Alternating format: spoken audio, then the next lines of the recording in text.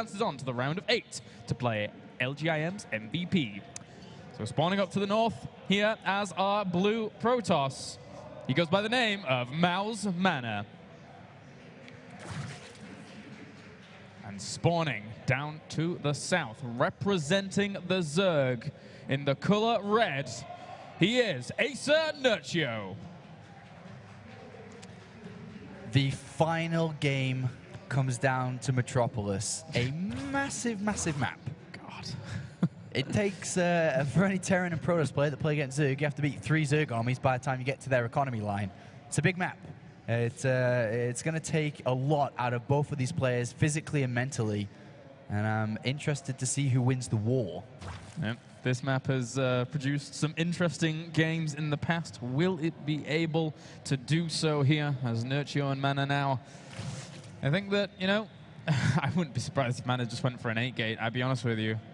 It's done all right somehow, some way, even after failing in one particular game. But Nerchio, on this map, I would not be surprised in the slightest if it was Muta, Muta, Muta. I agree. You know, Todd brought that up as well. Such a big map, you know, you can expand all over the place, and Protoss have no hope in hell to move across the map anytime soon. Yeah. And as soon as they do, you just hit them with the Mutalisks inside their main. I wonder if he will, though. This is definitely not a map that I think we'll see Swarm host at all. Nerchio hasn't really been favoring Swarm host, unlike Liquid Ret, who will be performing later on. I'm quite interested to see how Ret will do if he's able to beat Sting and then move on. His actually Zerg vs Protoss is looking quite hot to the Swarmy. Yep. Nerchio, though, kind of playing, you know, a little bit similar to how he played in Wings of Liberty. Lots of mind games, lots of trying to outsmart his opponent, and lots of Mutalist play, which he always, always, always favored in Wings of Liberty. Yep, so now Mana just grabbing himself his Nexus and just scouting about a little bit, chasing the drone, who actually is not really going to get the most cost-effective hatchery down. He's actually, the opportunity cost is rising up to 460 minerals here, so Nerchio, what are you up to?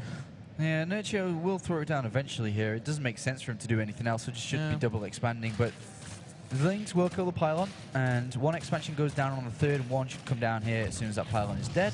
And they are a little bit later, sure. It's not the fastest time for them to come down, but he shouldn't be looking too into that, to be honest. Yeah, not too bad there. For now, Cannon starts after Gateway here for Mana, so really, really cranking his tech out, completing that wall off, and for now, just the Zerglings, making sure that that probe doesn't sit around his side of the map. So important that he keeps that at bay and make sure Mana can't do anything too tricky. Stargate, best build usually on this map. Phoenixes, big map, nice and fast, do lots of damage, lots of Overlords to kill, and you can always get back to defend in time because it's such a big map as well if need be. But probe goes home, goes out again, and it looks like he's going somewhere. Eventually, should be ending towards the third of his opponents, but it is just outside the range of the Xel'Naga Tower here. And not only does he need to, the way he's playing it, it's not to check the third Kalaris. No. It's actually to hide, because if he wanted to check the third, there's no Zergling speed, he just walk in the Xel'Naga Tower range. Yep. He's hiding something here, and he's going to try and outsmart Nerchio, and I think we're going to see quite a big gateway attack here. Yeah, I'm curious as to, oh, well, there's a Stargate down, but I'm curious as to whether or not Nerchio is going to eventually send that Zergling that's currently positioned in his relative fifth around every single extremity here, because if he does, he will spot that eventually. But, you know, oftentimes Zergs only check the bases on their side. They don't check these middle bases. Interesting. I'm just trying to think about this probe here. You know, one of the options with Stargate and +1 coming down is that you, of course, can open up with Phoenixes and just follow up with a gateway timing with +1. Yeah.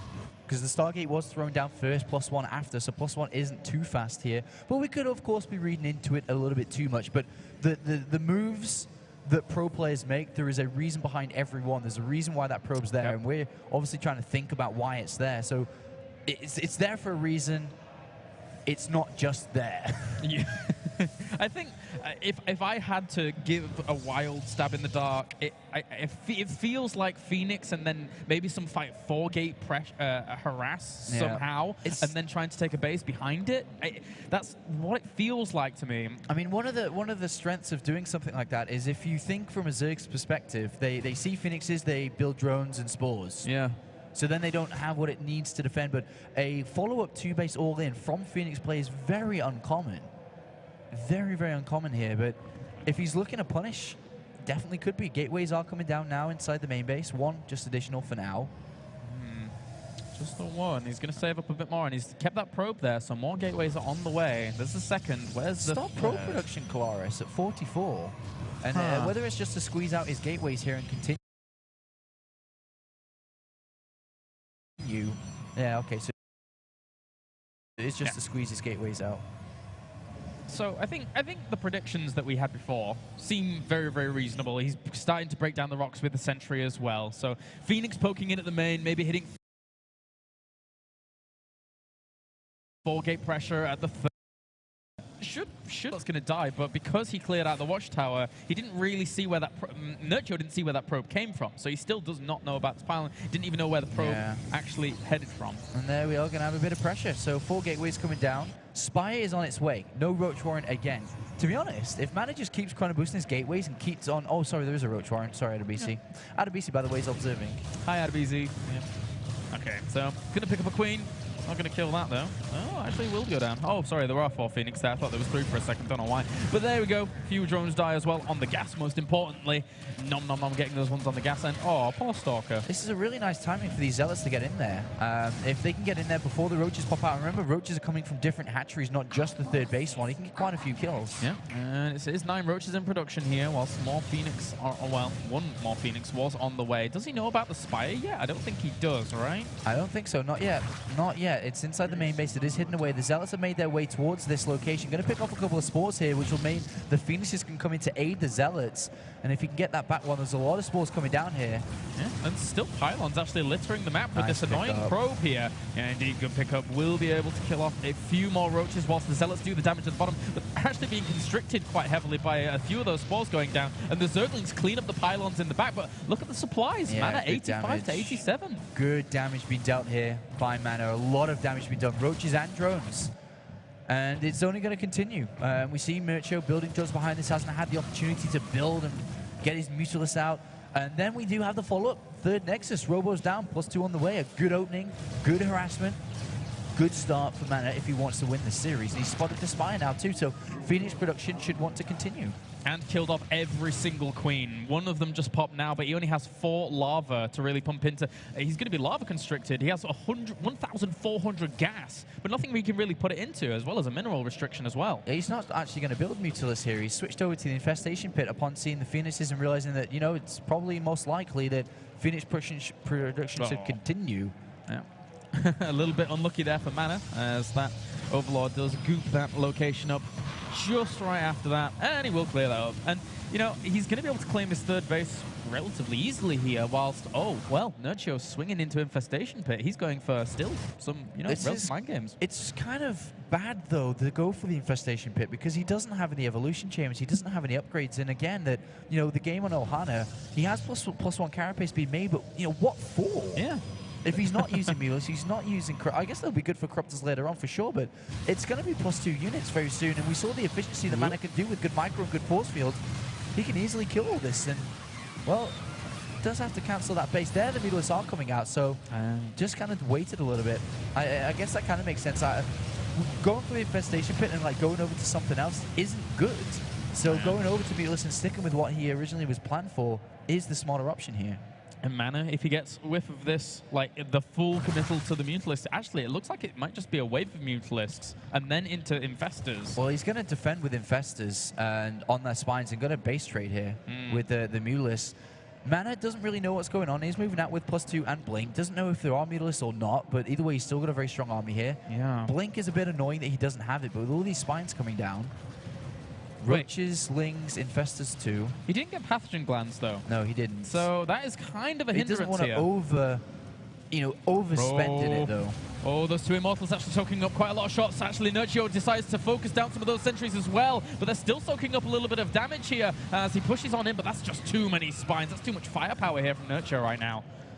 That's right, and well, Mana's going to back off, takes his third, and doesn't want to just try to attack and keep attacking and lose everything. He's got Phoenixes, he's only on 3 base, Nerchio, so if Mana falls back, he doesn't need to keep attacking here. He's got the Mothership Core, he can always recall if something goes wrong. He definitely wants to keep a 4th base down, which is what he's looking for at the moment.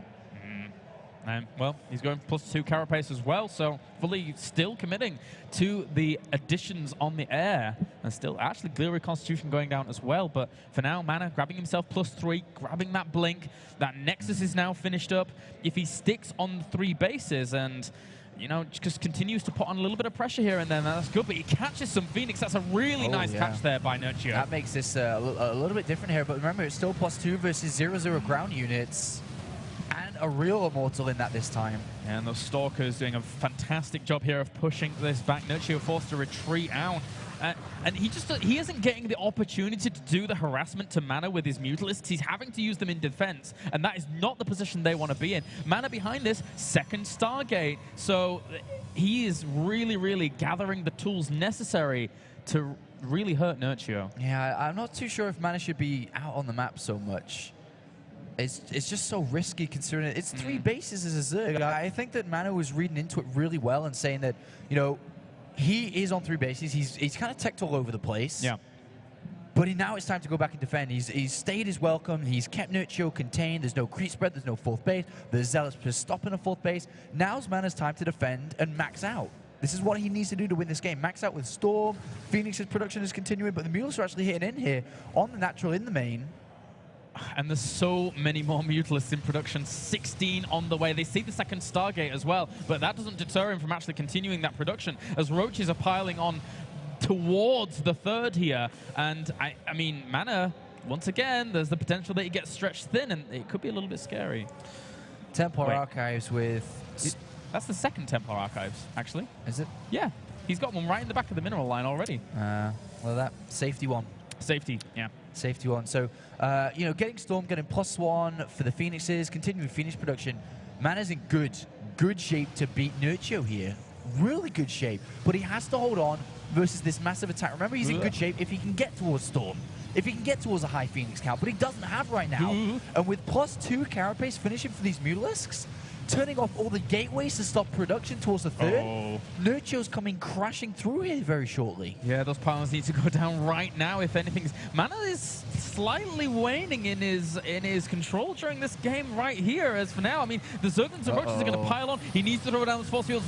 They need to block all that off right now because this army with the Mutalist rendezvousing is doing considerable damage. Oh my god, he's doubling his supply. The Mothership Core goes down. Photon Overcharge is being utilized, but there's so much there. Everything dies. Mana needs time. He needs Phoenixes. He needs Storm. He hasn't got Storm. He hasn't got probes. He's falling down to this attack by Nerchio. If he was able to just defend and get the utilities he needed to defend this, then he obviously would have been in a much better shape. But he's in so much trouble trying to do a lot with so little probes. Nerchio, Mana was, if only he had more time. If only he had more time, he could have won this game, but I'm feeling it's more becoming more and more less likely. Yeah, these Phoenix still on the way here, but every single time they move into the fray, they go right up towards those Mutalisks there, almost dying off every single time. Nerchio now just going to expand everywhere. Why the hell not? He's got the bank. He's pretty much maxed out. He's got Zerglings rallying across the map as well. These Mutalisks rendezvousing with these Roaches should be able to shut down a considerable amount of this 3rd base. Colaris, it looks like history repeats itself if this 3rd Nexus falls down. Mana won't be able to continue to produce the units he wants, but actually, looking at that, the Nexus didn't fall. There was a lot of units traded off there, but as you said, expansions all around the map. Lots and lots of units coming in. +1 attack for the Mules. He still needs more time. If he can continue to increase his Phoenix count, eventually he'll be able to fight the Mules, but not yet. Another wave is coming. Especially without any pulse crystals on the Fleet Beacon that he just doesn't have either. Imagine if he'd have made a Fleet Beacon instead of a 2nd Templar Archives during all of this. But still every single gateway being underpowered constantly here. He's not able to make any more units from just the Phoenix here. He's getting a pretty good trade, admittedly, right now. But Nerchio still behind this. A lot more Lings in the middle of the map, still producing income. Nerchio's only on 3 bases, technically, still. Yeah. So he hasn't got the same gas that he had, for example, on Daybreak, where he had 10 gases. So the more damage that is dealt, the better it is for Mana. But still, very shortly, a 4th and 5th will be established. And with that, then we'll see too many units to deal with. But we do have the Fleet Beacon finally down. The probe count still quite low here for Mana at 45 across these 3 bases. And it gets a little bit scary here for Mana if he commits to just a huge amount of Phoenix, because sure, he ends up killing off a ton of Mutalisks, but if Nerchio grabs himself, max, and then goes into ground army, then the Phoenix becomes slightly redundant. I mean, these trades are going off once again. Naturally, Mana still keeps getting really good trades here, but all the gateways are still underpowered. He has to power them back up. And he's losing a little bit too many Phoenixes there, but if you think about it now, if Mana's able to build up to, I don't know, 150 supply or something and then move out, maybe. But then he has to deal with counterattacks, and now we're seeing the 4th and the 5th being mined from. Gases are being taken and gas being mined. The Mutalisk count will keep on rising, and then it's just going to be too many, too much to deal with. The count will be too high. Yeah, it's very difficult for him to deal with, especially with just the speed and rapidity of Nerchio here. Does he actually have any energy for Photon Overcharge? Doesn't look like it right now. And because of the Time Warp, they don't actually slow Mutalisks down, though. No, they don't. They don't affect air. But the Phoenixes are being microed really well. Look at them all in orange health, doing a lot of damage here again. Needs to not lose one, and he does, but we're about to have the range upgrade complete here in a couple of seconds' time, but he's losing another one. He's got to be so careful. Now the range is incomplete.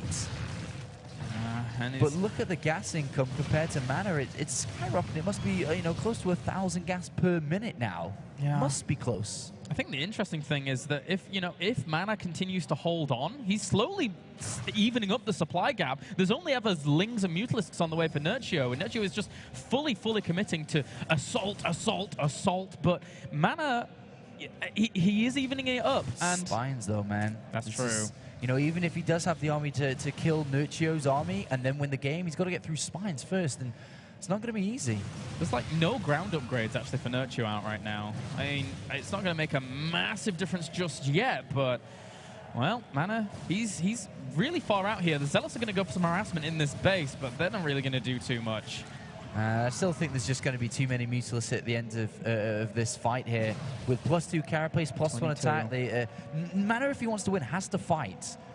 He has to go into the Spines, you see, so... Yeah. And that's not going to work. He knows he can't go in, so he's going to have to go ahead and expand again, take a 4th, and that now leads Nerchio back out into the map. Now Nerchio's harassment can continue once again. Yeah. Well, Mana doing a pretty good job with the micro of these Phoenix. He did lose 1 or 2 there, but if he can just whittle down the Mutalisk numbers over and over, and he has just quite a good critical mass here of Stalkers to actually deal with Zerglings, etc. And they're actually just going to plow up against them, but Blink's going to help them out quite considerably. All he has to do is blink back some, but oh dear me. Well, actually, he's losing a lot of Mutalisks here. Yeah, but the thing is, he's able to replenish so much, but down at 130 supply to 125. If you look at the units lost tab, I suppose that tells a big story here too. I mean, a lot of resources lost for both players, more so for Nerchio, but the Mules are about to die. They are. Claris, there's no ground unit upgrades. Yeah. Only air upgrades. If Mana can control the sky, can then he control the game?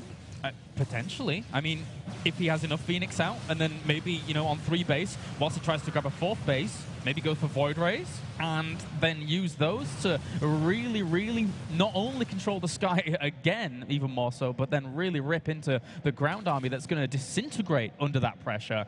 This is by no means over. Mana has taken a supply lead. It's been 52 workers. He had 66 for a while, but this series... It's insane. This series and Mana's control, I mean, we've talked a lot about what Nerchio's been doing, but Nerchio has been out-controlled. I mean, if you look at the Phoenix player, granted he has lost some here and there, but I still can't believe my eyes that Mana's in this position. How did he get here? I think I think that you said it well when the entire series has been scrappy, and even this game is just back and forth, blow for blow, just completely scrappy. And look at this, he's going to utilize his abilities very, very nicely, going into the base here, trying to bring down a little bit of tech potentially, or even just overlords. This is a scary situation here for Nerchio. The spy goes down, and like I said, there's no ground upgrades at all here, so it's only air. He needs a new spy. He's building a new spy. Yeah. Corrupt has come in now, and I think the moral of this story is that Phoenix's own Mutalisks. Just a little bit. And the Impulse Crystals really making those trades very, very strong here. Nerchio, he is so far down in supply. He was up for a long time. He's going to kill the spawning pool as well. Every single bit of tech that Nerchio had is now going to go away. And they can't even engage with these units because the Archons are there to easily fend this off. Can't believe man is doing it in this fashion here. And he's going to be able to break the deadlock. He's going to be able to break this deadlock against Nerchio for the forever. And it's unfolding right before our eyes. I cannot believe it. This is a crazy series, a crazy game, number 5. Some of the Stalkers, they're going to get cleaned up. But man is so far ahead in terms of pretty much everything right now. Not necessarily income, but once he grabs himself a 4th base with a ton of Stalkers that he has here as well back home, he's putting on so much pressure that it's really, really hard for Nerchio. Nerchio, I'm just staring at his face at this point. In the position that he was in to the position he's in now, his sigh of relief just came out as he gulps again. I think he's starting to, digest the fact that it's over. Coming to terms with it. The spawning pool's on the way now, but all Nerchio can make is Infestors and Roaches. I think, did the Spire complete up as well? I think so. So he can technically make Mutalisks, but still, that's going to cost him a hell of a lot here. And why would you want to go for extra Mutalisks when there's 7 Phoenix on the way, just dancing around you all the time? That's right. And well, we're about to see that spine wall that was knocked on before but not walked through be broken down as man is setting it up with Archons on the way. He doesn't really want to go without them, to be honest, but he's going to blink in the main, blink up here. Spine's not too useful when they're being completely avoided. Even the Infestors that he just produced are dying off left, right, and center. Mana is now 50 supply, well, 30 supply up here, as Fungals do land on a lot of this army as well, but the Mutalisks are being ripped out of the skies. There's 15 Roaches on the way, 14 Roaches on the way. But with all the hatcheries dying, with all the drones being assaulted as well, Mana is on the verge of taking one of the first series in a long time against his nemesis. That's right, Roaches are being made, but what are Roaches going to do here against these Blink Stalkers, which are well upgraded? There's Archons coming across the map now as well, and a great submission there by Mana. Having units on the high ground, there the Archons actually again, 67 supply to 128. Look at the army value there in the top left, we can see. This has been a painful series for both sides, and it's coming to a conclusion in just the way it's coming to the conclusion the way that this series has been played out. And I mean, with Mana 99.9% advancing on here, I mean, he's going to go up against MVP next, and he considers his PVT to still be his strongest matchup. So, I mean, MVP looks fearsome, but anything can happen here if this can happen. Good God. 0-0 Roaches, man. These ground units, there's been no evolution chambers in this game. There's been no upgrades whatsoever. There was no insurance policy with Nerchio's strategy here. He went for it, he stuck on it, and didn't think about what if this doesn't work. There was never that thought process. No. And because of that, this is where he is now.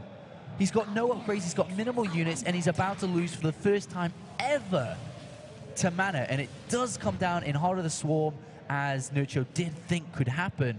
And we're about to see the GG, man. Here come the Archons, here come the Stalkers. There is nothing here. Look at Nerchio. An absolute powerhouse bulldozer comes in. GG.